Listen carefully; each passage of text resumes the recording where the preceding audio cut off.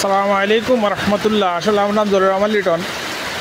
আসলে আজকে আবার একটা ভিডিও নিয়ে আসছি, যেটা আসলে নোয়াখালী অঞ্চল বন্যায় প্লাবিত হয়েছিল গত কিছুদিন আগে।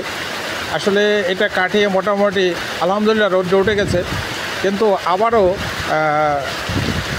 গেছে কালকে থেকে যে পরিমাণ সম্পূর্ণ বৃষ্টি হচ্ছে, মনে হয় যে আবারও বন্যার আশঙ্কা রয়েছে নোয়াখালী অঞ্চলে। জানি না, আল্লাহ মাফ করার মালিক। তবে এই যে দেখছেন যে মুষলধারে বৃষ্টি হচ্ছে, যদি এভাবে বৃষ্টি হতে থাকে তাহলে আগের চাইতে আরও বেশি পানি হওয়ার সম্ভাবনা খুব বেশি। আসলে জানি না আল্লাহ পাক রব্বুল আলামিন আমাদের উপর কি নারাজ হয়ে গেছেন, নাকি আমাদের কোনো পাপের ফল এটা।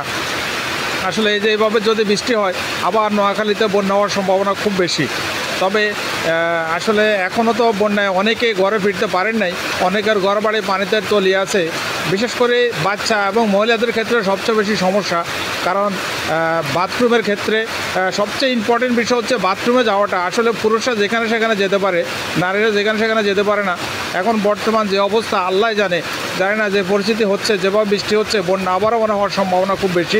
তবে সকলে আল্লাহর কাছে দোয়া করবেন দুহাত তুলে, যাতে আল্লাহ আমাদেরকে এটা থেকে অন্তত বাঁচায়। কারণ আমরা যে পরিমাণ পাপ করেছি, হয়তো বা এটা আমাদের পাপের ফল, আর অন্য কিছু না।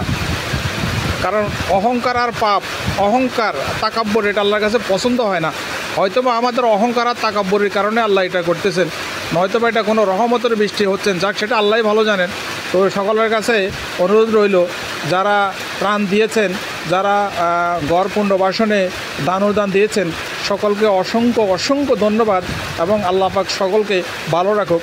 তবে এখনও যারা ঘরে ফিরতে পারেন নাই, দয়া করে সকলে চেষ্টা করবেন তাদেরকে অন্তত কিছু দান অনুদান দিয়ে তাদের ঘরবাড়িগুলো পুনর্বাসনগুলো ঠিক করে দেওয়ার জন্য এই অনুরোধ রইল।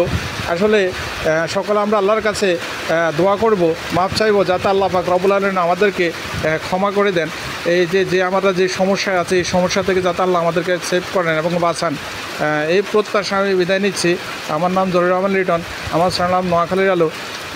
আসলে এই ভিডিওটা আসলে বেশি বেশি করে শেয়ার করবেন, লাইক করবেন, কমেন্টস করবেন এবং সাবস্ক্রাইব করে দেবেন, এই অনুরোধ রইল সবার কাছে। আসসালামু আলাইকুম রহমতুল্লাহ।